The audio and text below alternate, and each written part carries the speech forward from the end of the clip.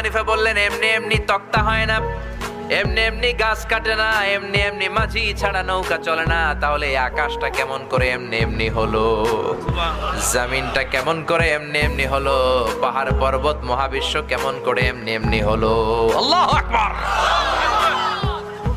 এই যুক্তির সামনে নাস্তিকের আর কোনো যুক্তি নাই। নাস্তিক কয়, তাই তো, আসলেই তো আমি একটা উল্লুকা পাঠা, এতদিন পর্যন্ত আমি এইভাবে চিন্তা করি নাই, আমি তো এরকম ভাবি নাই।